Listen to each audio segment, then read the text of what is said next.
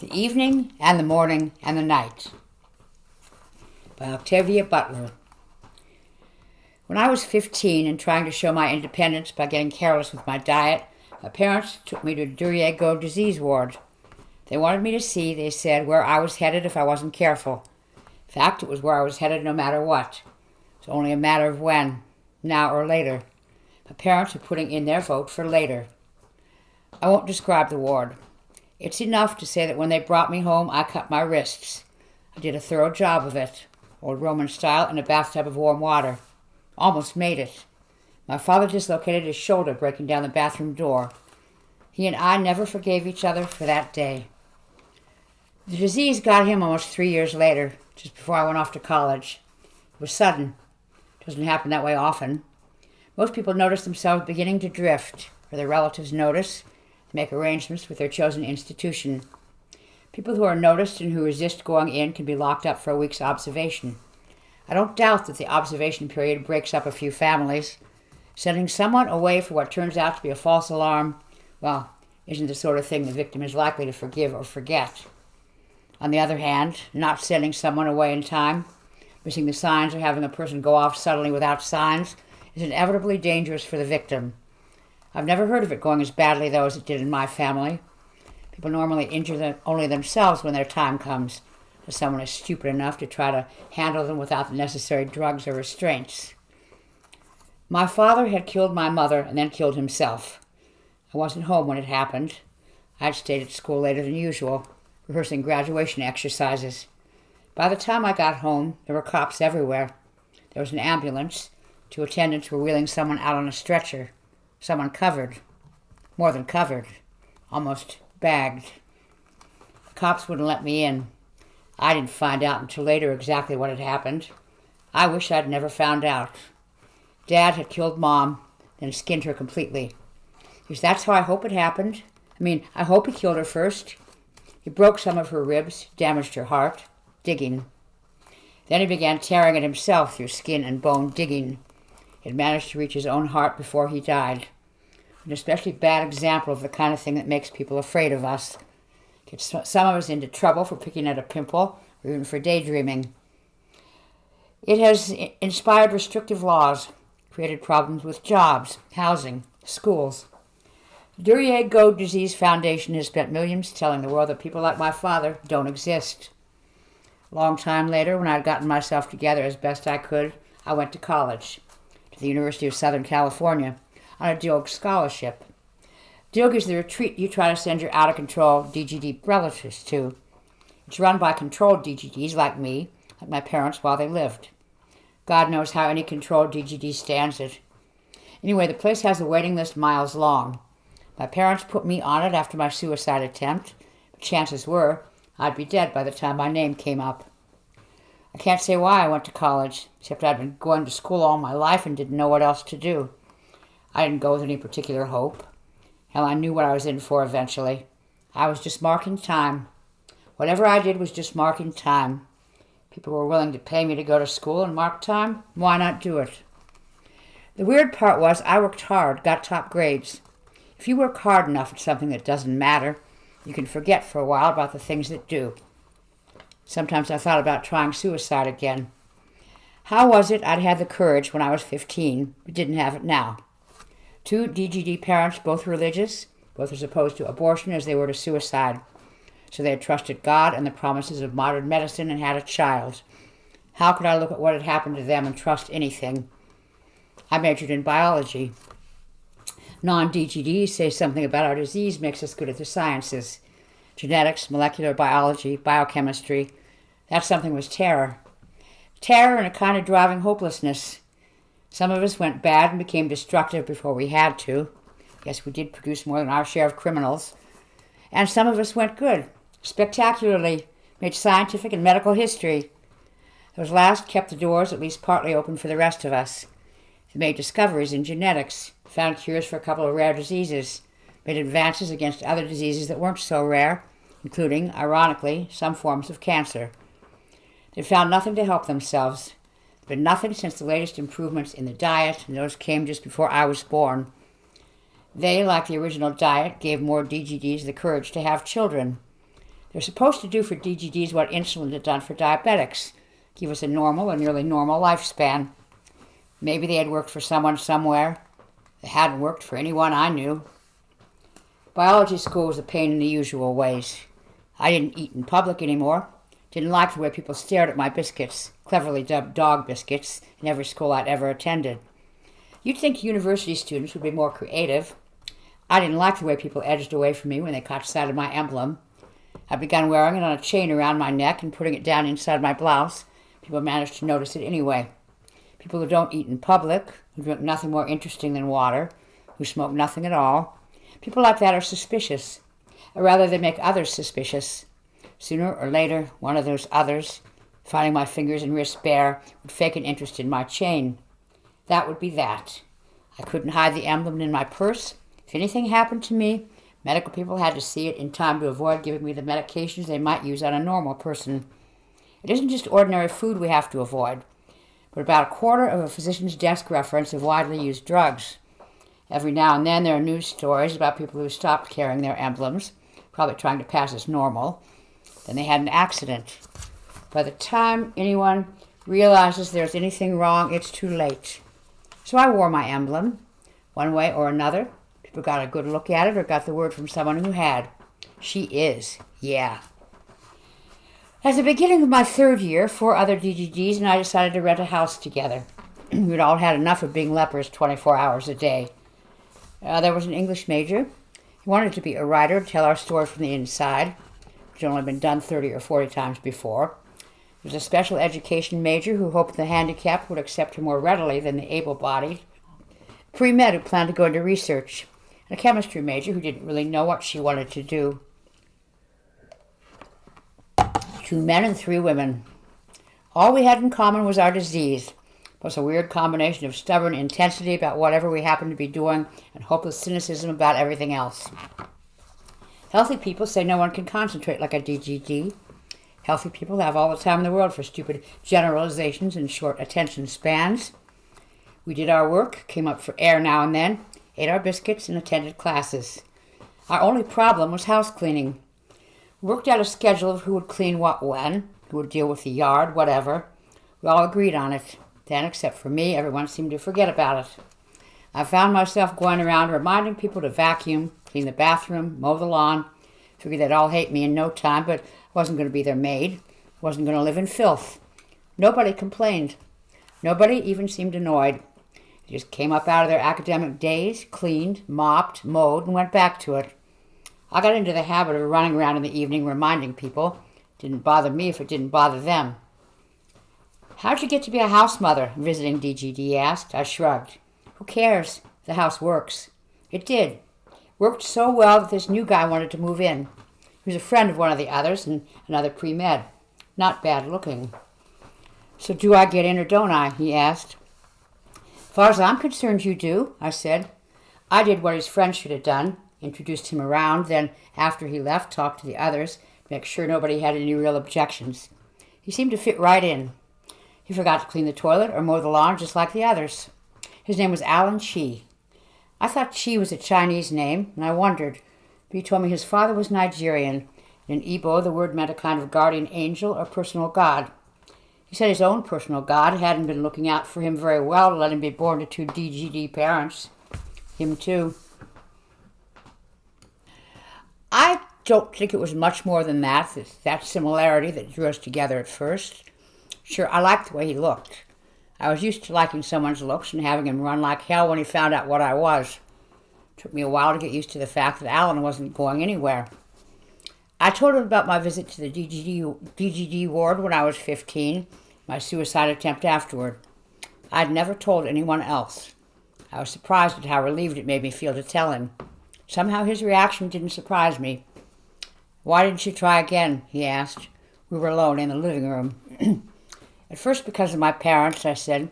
My father in particular. I couldn't do that to him again. And after him, fear, inertia. He nodded. "When I do it, there'll be no half measures. No being rescued, not waking up in a hospital later." "You mean to do it?" "The day I realize I've started to drift. Thank God we get some warning." "Not necessarily." "Yes, we do." I've done a lot of reading, even talked to a couple of doctors. Don't believe the rumors non-DGDs invent.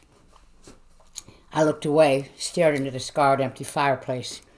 I told him exactly how my father had died, something else I'd never voluntarily told anyone. He sighed. Jesus. We looked at each other. What are you going to do? He asked. I don't know. He extended a dark, square hand, and I took it and moved closer to him. He was a dark, square man, my height, half again my weight, none of it fat. He was so bitter sometimes he scared me. My mother started to drift when I was 3, he said. My father only lasted a few months longer. I heard he died a couple years after he went into the hospital. If 2 of them had had any sense, they would have had me aborted the minute my mother realized she was pregnant. She wanted a kid, no matter what. And she was Catholic. He shook his head. Oh, they should pass a law to sterilize the lot of us. They? I said. You want kids? No, but more like us to wind up chewing their fingers off in some DGD ward. I don't want kids, but I don't want someone else telling me I can't have any. He stared at me until I began to feel stupid and defensive. I moved away from him. Do you want someone else telling you what to do with your body? I asked. No need, he said. I had that taken care of as soon as I was old enough. This left me staring. I'd thought about sterilization, what DGD hasn't. But I didn't know anyone else our age who'd actually gone through with it. That would be like killing part of yourself, even though it wasn't a part you intended to use. Killing part of yourself when so much of you was already dead. Damn disease could be wiped out in 1 generation, he said, but people are still animals when it comes to breeding, still following mindless urges like dogs and cats. My impulse was to get up and go away, leaving him to wallow in his bitterness and depression alone. But I stayed. He seemed to want to live even less than I did. Wondered how he'd made it this far. Are you looking forward to doing research? I probed. Do you believe you'll be able to? No. I blinked. The word was as cold and dead a sound as I'd ever heard. I don't believe in anything, he said. I took him to bed. He was the only other double DGD I'd ever met, and if nobody did anything for him, he wouldn't last much longer. I couldn't just let him slip away. For a while, maybe we could be each other's reasons for staying alive. He was a good student, for the same reason I was. Seemed to shed some of his bitterness as time passed. Being around him helped me understand why, against all sanity, 2 DGDs would lock in on each other and start talking about marriage. Who else would have us? We probably wouldn't last very long anyway. These days, most DGDs make it to 40, at least. Then most of them don't have 2 DGD parents. As bright as Alan was, he might not get into medical school because of his double inheritance. No one would tell him his bad genes were keeping him out, of course. Both knew what his chances were. Better to train doctors who were likely to live long enough to put their training to use. Alan's mother had been sent to Dilg. He hadn't seen her or been able to get any information about her from his grandparents while he was at home. By the time he left for college, he'd stopped asking questions. Maybe it was hearing about my parents that made him start again. I was with him when he called Dilg. Until that moment, he hadn't even known whether his mother was still alive. Surprisingly, she was. Dilg must be good, I said when he hung up. People don't usually, yeah, I know, he said. People don't usually live long enough once they're out of control. Dilg is different. We'd gone to my room where he turned a chair backward and sat down. Dilg is what the others ought to be, if you can believe the literature. Dilg is a giant DGD ward, I said. It's richer, probably better at sucking in the donations. It's run by people who could expect to become patients eventually. Apart from that, what's different? I've read about it, he said. So should you. They got some new treatment. They don't just shut people away to die the way the others do. What else is there to do with them, with us? I don't know. Sounded like they have some kind of sheltered workshop. They got patients doing things. A new drug to control the self-destructiveness? I don't think so. We would have heard about that. What else could it be? I'm going to find out. Will you come with me? You going up to see your mother? He took a ragged breath. Yeah.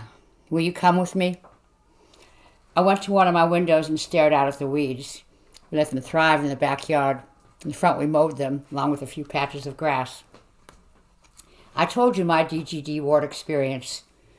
You're not 15 now, and Dilg isn't some zoo of a ward. It's got to be, no matter what they tell the public. I'm not sure I can stand it. He got up, came to stand next to me. "Will you try?" I didn't say anything. I focused on our reflections in the window glass, the two of us together. It looked right, felt right. Put his arm around me, and I leaned back against him. Our being together had been as good for me as it seemed to have been for him, given me something to go on besides inertia and fear. I knew I would go with him. Felt like the right thing to do. "I can't say how I'll act when we get there," I said. "I can't say how I'll act either," he admitted, "especially when I see her." He made the appointment for the next Saturday afternoon. You make appointments to go to Dilg unless you're a government inspector of some kind. That is the custom, and Dilg gets away with it. We left L.A. in the rain early Saturday morning. Rain followed us off and on up the coast as far as Santa Barbara. Dilg was hidden away in the hills not far from San Jose. Could have reached it faster by driving up I-5. Neither of us were in the mood for all that bleakness. As it was, we arrived at 1 p.m. to be met by 2 armed gate guards. One of these phoned the main building and verified our appointment, and the other took the wheel from Alan. "Sorry," he said. "No one is permitted inside without an escort. We'll meet your guide at the garage." None of this surprised me. Dilg is a place where not only the patients but much of the staff has DGD. A maximum security prison wouldn't have been as potentially dangerous. On the other hand, I'd never heard of anyone getting chewed up here. Hospitals and rest homes had accidents. Dilg didn't. It was beautiful, an old estate, one that didn't make sense in these days of high taxes. It had been owned by the Dilg family. Oil, chemicals, pharmaceuticals. Ironically, they'd even owned part of the late unlamented Hedian Laboratories. It had a brief, profitable interest in Hedionco, the magic bullet, the cure for a large percentage of the world's cancer and a number of serious viral diseases, and the cause of Duryea-Gode Disease. If one of your parents was treated with Hedionco, you were conceived after the treatments, you had DGD. If you had kids, you passed it on to them. Not everyone was equally affected. They didn't all commit suicide or murder. They all mutilated themselves to some degree if they could. And they all drifted, went off into a world of their own, and stopped responding to their surroundings. Anyway, the only Dilg son of his generation had had his life saved by Hedionco. Then he'd watched 4 of his children die before doctors Kenneth Duryea and Jane Gode came up with a decent understanding of the problem and a partial solution: the diet. They gave Richard Dilg a way of keeping his next 2 children alive. He gave the big cumbersome estate over to the care of DGD patients. So the main building was an elaborate old mansion. There were other newer buildings, more like guest houses than institutional buildings, and there were wooded hills all around. Nice country, green. The ocean wasn't far away. There was an old garage and a small parking lot. Waiting in the lot was a tall old woman. Our guard pulled up near her, let us out, and parked the car in the half-empty garage. "Hello," the woman said, extending her hand. "I'm Beatrice Alcantara." The hand was cool and dry and startlingly strong. I thought the woman was DGD, but her age threw me. She appeared to be about 60. I'd never seen a DGD that old. Wasn't sure why I thought she was DGD. If she was, she must have been an experimental model, one of the first to survive. "Is it Doctor or Ms.?" Alan asked. "It's Beatrice," she said. "I am a doctor. We don't use titles much here." I glanced at Alan, was surprised to see him smiling at her. It tended to go a long time between smiles. I looked at Beatrice and couldn't see anything to smile about. As we introduced ourselves, I realized I didn't like her. I couldn't see any reason for that either. My feelings were my feelings. I didn't like her. "I assume neither of you have been here before," she said, smiling down at us. She was at least 6 feet tall and straight. We shook our heads. "Let's go in the front way, then. I want to prepare you for what we do here. I don't want you to believe you've come to a hospital." I frowned at her, wondering what else there was to believe. Dilg was called a retreat. What difference did names make? The house close up looked like one of the old-style public buildings, massive, Baroque front with a single domed tower reaching 3 stories above the 3-story house. Wings of the house stretched for some distance to the right and left of the tower, then cornered and stretched back twice as far. The front doors were huge, one set of wrought iron and one of heavy wood. Neither appeared to be locked. Beatrice pulled open the iron door, pushed the wooden one, and gestured us in. Inside the house was an art museum, huge, high-ceilinged, tile-floored. There were marble columns and niches in which sculptures stood or paintings hung. There are other sculptures displayed around the rooms. At one end of the rooms there was a broad staircase leading up to a gallery that went around the rooms. There more art was displayed. All this was made here, Beatrice said. Some of it is even sold from here. Most goes to galleries in the Bay Area or down around L.A. Our only problem is turning out too much of it.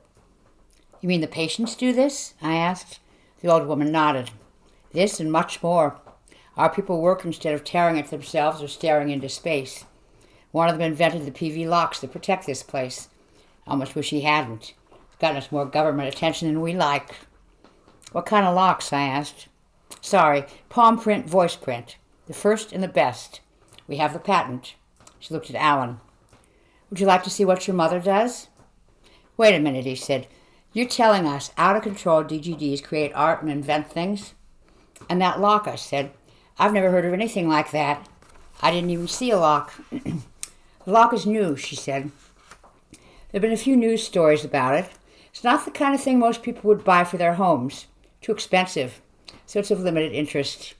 People tend to look at what's done at Duryea-Gode the way they look at the efforts of idiot savants. Interesting, incomprehensible, not really important.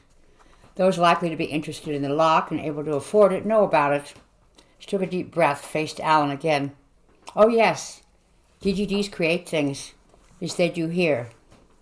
Out of control DGDs? Yes. I expected to find them moving baskets or something, at best.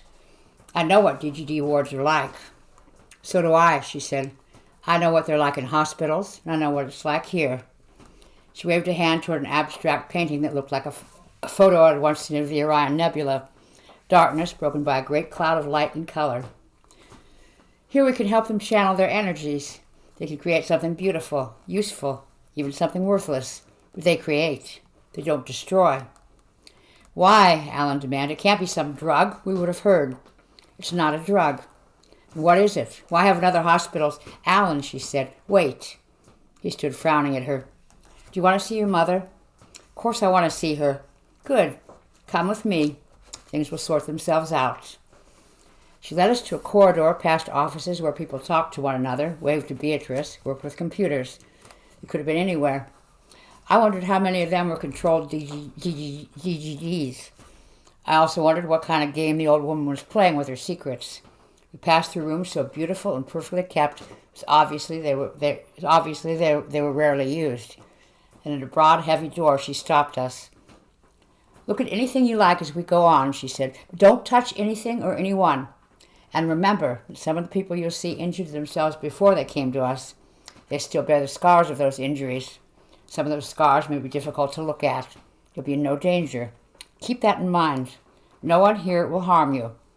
She pushed the door open and gestured us in. Scars didn't bother me much. Disability didn't bother me. It was the act of self-mutilation that scared me. It was someone attacking her own arm as though it were a wild animal. It was someone who had torn at himself and been restrained or drugged off and on for so long he barely had a recognizable human feature left. He was still trying to do what he did, digging into his own flesh. Those are a couple of things I saw at the DGD ward when I was 15. Even then I could have stood it better if I hadn't felt I was looking into a kind of temporal mirror. I wasn't aware of walking through that doorway. I wouldn't have thought I could do it. The old woman said something, though.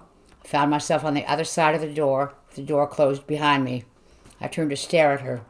She put her hand on my arm. It's all right, she said. That door looks like a wall to a great many people. I backed away from her, out of her reach, repelled by her touch. Shaking hands had been enough, for God's sake. Something in her seemed to come to attention as she watched me, made her even straighter. Deliberately, but for no apparent reason, she stepped toward Alan, touched him the way people do sometimes when they brush past, kind of tactile excuse me. That wide, empty corridor, it was totally unnecessary. For some reason, she wanted to touch him and wanted me to see. What did she think she was doing? Flirting at her age? I glared at her, found myself suppressing an irrational urge to shove her away from him. The violence of the urge amazed me. Beatrice smiled and turned away. This way, she said. Alan put his arm around me and tried to lead me after her. Wait a minute, I said, not moving. Beatrice glanced around. What just happened? I asked. I was ready for her to lie, to say nothing happened, pretend not to know what I was talking about. "Are you planning to study medicine?" she asked. What does that have to do? Study medicine. You may be able to do a great deal of good." She strode away, taking long steps, so we had to hurry to keep up. She led us through a room in which some people worked at computer terminals, others with pencils and paper. It would have been an ordinary scene, except that some people had half their faces ruined, had only one hand or leg, or had other obvious scars. They were all in control now. They were working. They were intent, but not intent on self-destruction. No one was digging into or tearing away flesh. When we had passed through this room and into a small, ornate sitting room, Alan grasped Beatrice's arm. "What is it?" he demanded. "What do you do for them?" She patted his hand, setting my teeth on edge. "I will tell you," she said. "I want you to know, but I want you to see your mother first." To my surprise, he nodded. Let it go at that. "Sit a moment," she said to us. We sat in comfortable, matched-upholstered chairs, Alan looking reasonably relaxed. What was it about the old lady that relaxed him but put me on edge? Maybe she reminded him of his grandmother or something. She didn't remind me of anyone. What was that nonsense about studying medicine? "I want you to pass through at least one workroom before we talk about your mother, and about the two of you." She turned to face me. "You've had a bad experience at a hospital or rest home." I looked away from her, not wanting to think about it. Hadn't the people in that mock office been enough of a reminder? Horror film office, nightmare office. "It's all right," she said. "You don't have to go into detail. Just outline it for me." I obeyed slowly, against my will, all the while wondering why I was doing it. She nodded, unsurprised. "Harsh, loving people, your parents. Are they alive?" "No." "Were they both DGD?" "Yes, but yes." "Of course, aside from the obvious ugliness of your hospital experience and its implications for the future, what impressed you about the people in the ward?" I didn't know what to answer. What did she want? Why did she want anything from me? She should have been concerned with Alan and his mother. "Did you see people unrestrained?" "Yes," I said. "One woman. I don't know how it happened that she was free. She ran up to us and slammed into my father without moving him. He was a big man. She bounced off, fell, began tearing at herself. She bit her own arm and swallowed the flesh she'd bitten away. She tore at the wound she'd made with the nails of her other hand. I screamed at her to stop. I hugged myself, remembering the young woman, bloody, cannibalizing herself as she lay at our feet, digging into her own flesh, digging. They try so hard, fight so hard to get out." "Out of what?" Alan demanded. I looked at him, hardly seeing him. "Lynn," he said, "out of what?" I shook my head. "Their restraints, their disease, the ward, their bodies." He glanced at Beatrice, then spoke to me again. "Did the girl talk?" "No. She screamed." He turned away from me uncomfortably. "Is this important?" he asked Beatrice. "Very," she said. "Well, can we talk about it after I see my mother?"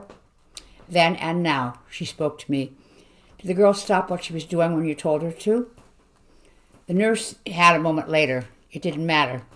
It mattered. Did she stop? "Yes." "According to the literature, they rarely respond to anyone," Alan said. "True. Your mother will probably respond to you, though." "Is she—" He glanced back at the nightmare office. "Is she as controlled as those people?" "Yes, though she hasn't always been. Your mother works with clay now. She loves shapes and textures, and she's blind," Alan said, voicing the suspicion as though it were a fact. Beatrice's words had sent my thoughts in the same direction. Beatrice hesitated. "Yes," she said finally, "and for the usual reason. I'd intended to prepare you slowly. I've done a lot of reading." I hadn't done much reading, but I knew what the usual reason was. The woman had gouged, ripped, or otherwise destroyed her eyes. She would be badly scarred. I got up, went over to sit on the arm of Alan's chair, rested my hand on his shoulder, and he reached up and held it there. "Can we see her now?" he asked. Beatrice got up. "This way," she said. We passed through more workrooms. People painted, assembled machinery, sculpted in wood, stone, even composed and played music. Almost no one noticed us. Patients were true to their disease in that respect. They weren't ignoring us. They clearly didn't know we existed. Only the few controlled DGD guards gave themselves away by waving or speaking to Beatrice. I watched a woman work quickly, knowledgeably, with a power saw. She obviously understood the perimeters of her body, was not so dissociated as to perceive herself as trapped in something she needed to dig her way out of. What had Dilge done for these people that other hospitals did not do? And how could Dilge withhold its treatments from the others? Over there we make our own diet foods, Beatrice said, pointing through a window toward one of the guest houses. We permit more variety and make fewer mistakes than the commercial preparers. No ordinary person can concentrate on work the way our people can. I turned to face her. What are you saying? The bigots are right? We have some special gift? Yes, she said. It's hardly a bad characteristic, is it? It's what people say whenever one of us does well at something. It's their way of denying us credit for our work. Yes, but people occasionally come to the right conclusions for the wrong reasons. I shrugged, not interested in arguing with her about it. Alan, she said. He looked at her. Your mother is in the next room. He swallowed, nodded. We both followed her into the room. Naomi Chi was a small woman, hair still dark, fingers long and thin, graceful as they shaped the clay. Her face was a ruin. Not only her eyes, but most of her nose and one ear were gone. What was left was badly scarred.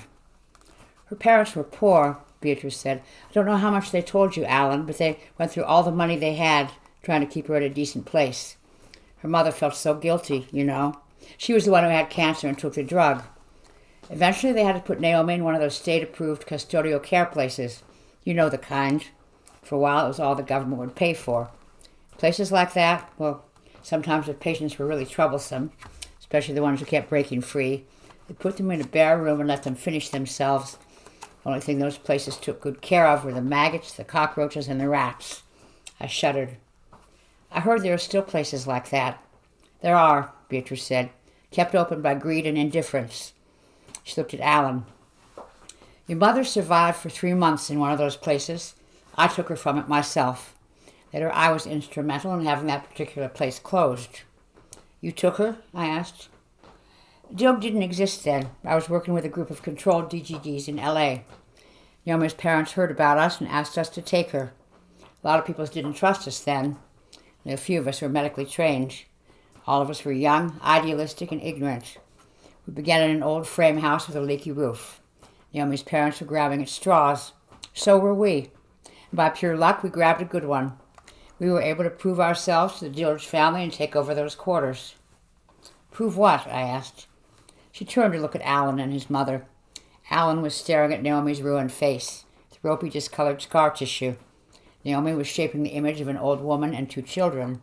The gaunt, lined face of the old woman was remarkably vivid, detailed in a way that seemed impossible for a blind sculptress. Naomi seemed unaware of us. Her total attention remained on her work. Alan forgot about what Beatrice had told us and reached out to touch the scarred face. Beatrice let it happen. Naomi did not seem to notice.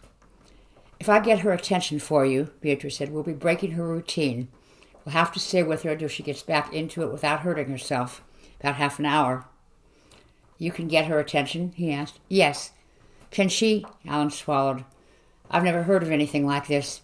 Can she talk? Yes. She may not choose to, though. And if she does, she'll do it very slowly. Do it. Get her attention. She'll want to touch you. It's all right. Do it. Beatrice took Naomi's hands and held them still, away from the wet clay. For several seconds, Naomi tugged at her captive hands, so unable to understand why they did not move as she wished. Beatrice stepped closer and spoke quietly. Stop, Naomi. Naomi was still, blind face turned toward Beatrice in an attitude of attentive waiting, totally focused, waiting. Company, Naomi. After a few seconds, Naomi made a wordless sound. Beatrice gestured Alan to her side, gave Naomi one of his hands. It didn't bother me this time when she touched him. I was too interested in what was happening. Naomi examined Alan's hand minutely, and followed the arm up to the shoulder, the neck, the face. Holding his face between her hands, she made a sound. It may have been a word, but I couldn't understand it. All I could think of was the danger of those hands. I thought of my father's hands. His name is Alan Chi, Naomi. He's your son. Several seconds passed. Son, she said. This time the word was quite distinct, though her lips had split in many places and had healed badly. Son, she repeated anxiously. Here? He's all right, Naomi. He's come to visit. Mother, he said. She re-examined his face. He He'd been 3 when she started to drift. It didn't seem possible that she could find anything in his face that she would remember. I wondered whether she remembered she had a son. "Alan," she said. She found his tears and paused at them. She touched her own face where there should have been an eye, and she reached back toward his eyes. Instant before, I would have grabbed her hand. Beatrice did it. "No," Beatrice said firmly. The hand fell limply at Naomi's side. Her face turned toward Beatrice like an antique weather vane swinging around. Beatrice stroked her hair. Naomi said something I almost understood. Beatrice looked at Alan, who was frowning and wiping away tears. "Hug your son," Beatrice said. Naomi turned, groping, and Alan seized her in a tight, long hug. Her arms went around him slowly. She spoke words blurred by her ruined mouth, but just understandable. "Parents," she said. "Did my parents care for you?" Alan looked at her, clearly not understanding. "She wants to know whether her parents took care of you," I said. He glanced at me doubtfully, then looked at Beatrice. "Yes," Beatrice said. "She just wants to know that they cared for you." "They did," he said. "They kept their promise to you, Mother." Several seconds passed. Naomi made sounds that even Alan took to be weeping. He tried to comfort her. "Who else is here?" she said finally. This time Alan looked at me. I repeated what she had said. "Her name is Lynn Mortimer," he said. He paused awkwardly. "She and I are going to be married." After a time, she moved back from him and said my name. My first impulse was to go to her. I wasn't afraid or repelled by her now, but for no reason I could explain, I looked at Beatrice. "Go," she said. "You and I will have to talk later." I went to Naomi and took her hand. "Bee," she said. "I'm Lynn," I said softly. She drew a quick breath. "No," she said. "No, I'm Lynn. Do you want Bee? She's here." She said nothing. She put her hand to my face, explored it slowly. I let her do it, confident that I could stop her if she turned violent. First one hand, then both, went over me very gently. "You'll marry my son?" she said finally. "Yes." "Good. You'll keep him safe." "As much as possible, we'll keep each other safe." "Yes," I said. "Good. No one will close him away from himself. No one will tie him or cage him." Her hand wandered to her own face again, nails biting in slightly. "No," I said softly. "I want you to be safe too." The mouth moved. I think it smiled. "Son," she said. He understood her, took her hand. "Clay," she said. Lynn and Alan in Clay. "Bee?" "Of course," Beatrice said. "Do you have an impression?" "No." It was the fastest that Naomi had answered anything, and almost childlike she whispered, "Yes." Beatrice laughed. "Touch them again if you like, Naomi. They don't mind." We didn't. Alan closed his eyes, trusting her gentleness in a way I could not. I had no trouble accepting her touch, even so near my eyes. I did not delude myself about her. Her gentleness could turn in an instant. Naomi's fingers twitched near Alan's eyes. I spoke up at once, out of fear for him. "Just touch him, Naomi. Only touch." She froze, made a questioning sound.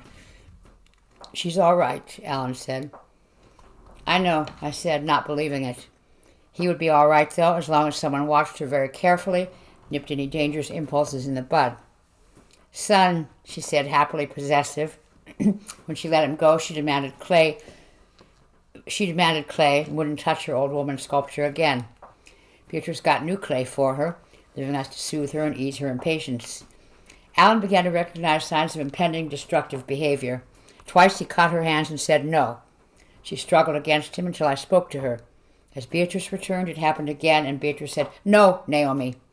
Obediently, Naomi let her hands fall to her side. "What is that?" Alan demanded later when we had left Naomi safely, totally focused on her new work. Clay sculptures of us. Did she only listen to women or something? Beatrice took us back to the sitting room, sat us both down, but did not sit down herself. She went to a window and stared out.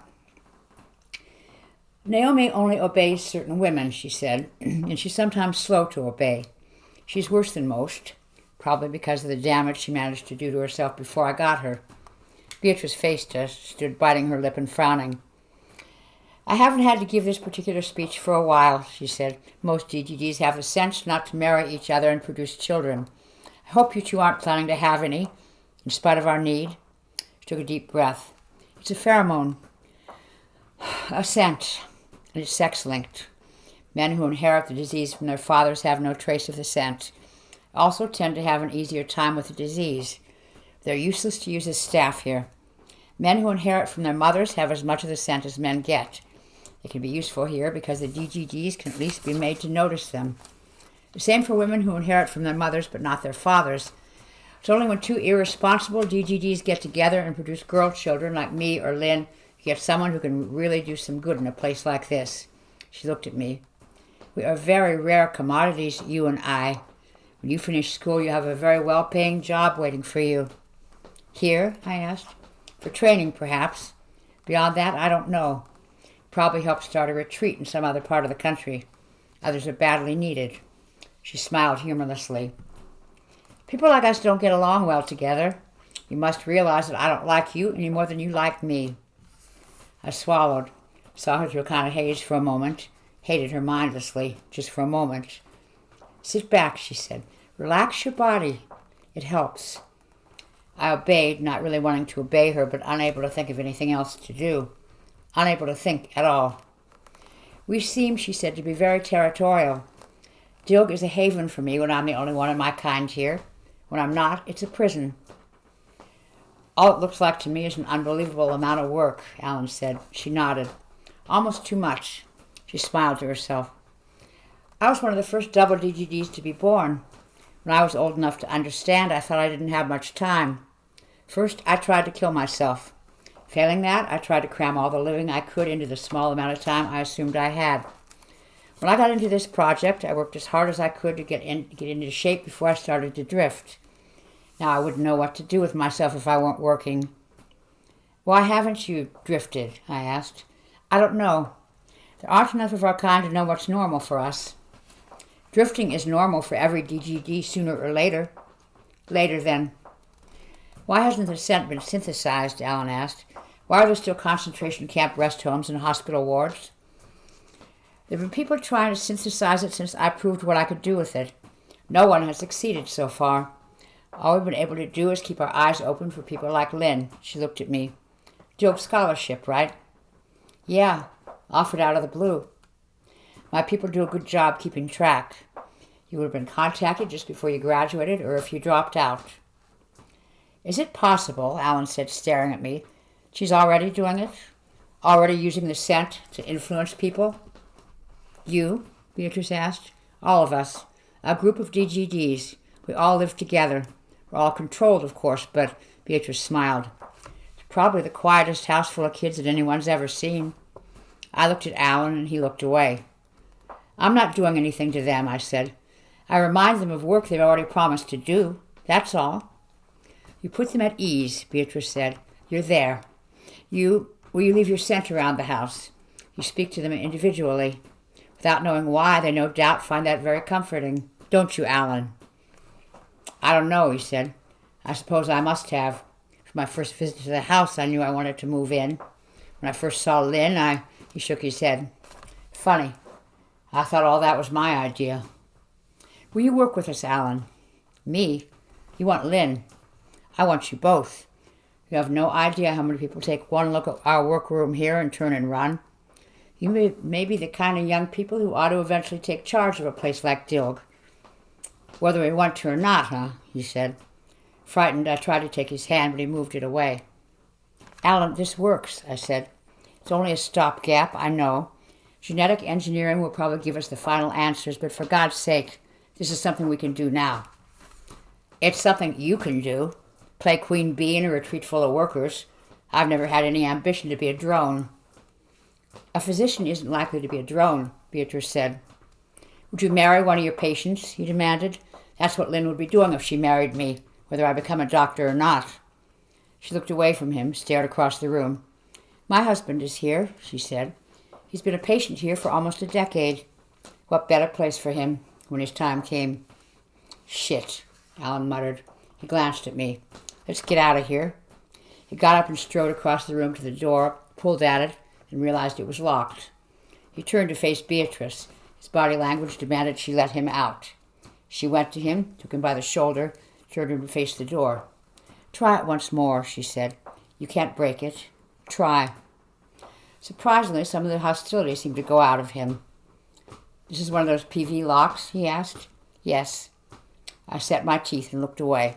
Let her work. She knew how to use this thing she and I both had. For the moment, she was on my side. I heard him make some effort with the door. The door didn't even rattle. Beatrice took his hand from it. With her own hand flat against what appeared to be a large brass knob, she pushed the door open. The man who created that lock is nobody in particular, she said. He doesn't have an unusually high IQ. Didn't even finish college.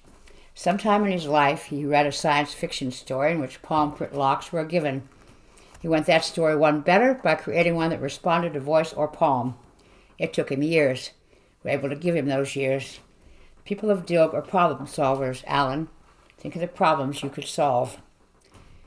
He looked as though he were beginning to think, beginning to understand. I don't see how biological research can be done that way, he said. Not with everyone acting on his own, not even aware of other researchers and their work. It is being done, she said, and not in isolation.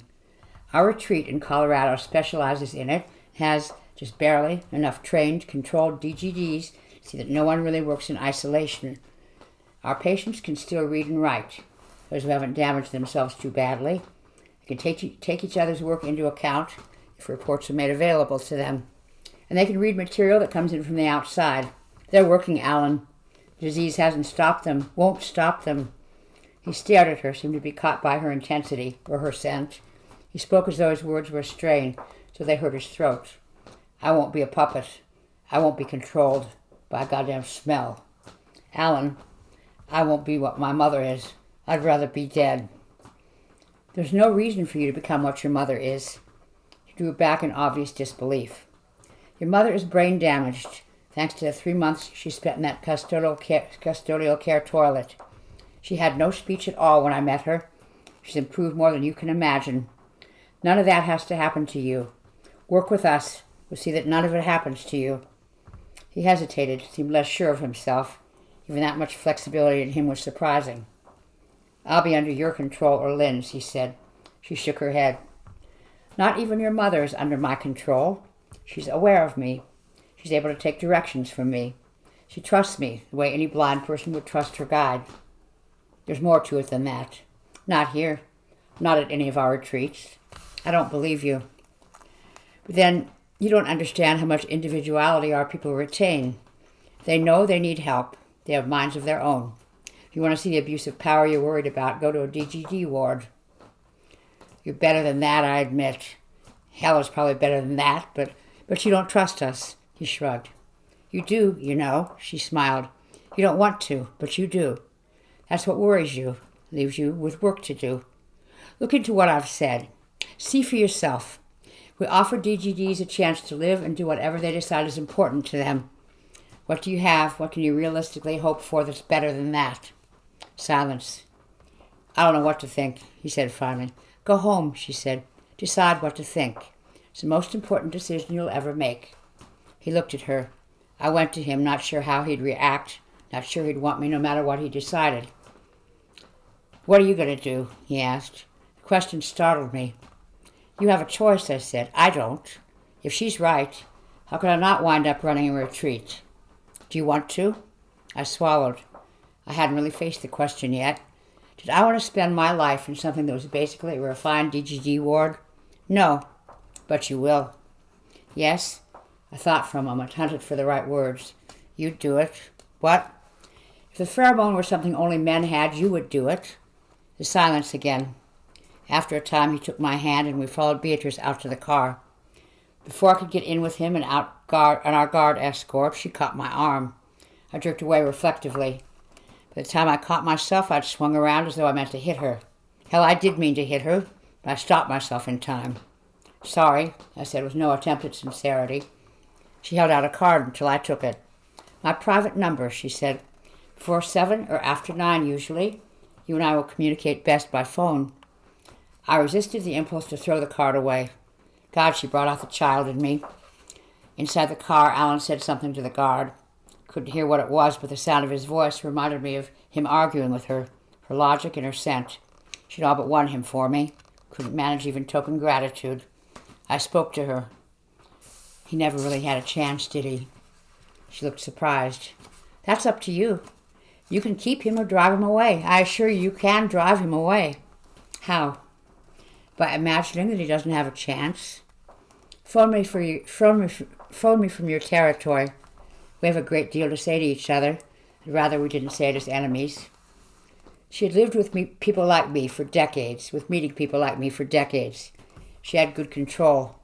I, on the other hand, was at the end of my control. All I could do was scramble into the car and floor my own phantom accelerator as the guard drove us to the gate. I couldn't look back at her. Till we were well away from the house, till we'd left the guard at the gate and gone off the property, I couldn't make myself look back. For long, irrational minutes, I was convinced that somehow if I turned, I would see myself standing there, gray and old, growing small in the distance, vanishing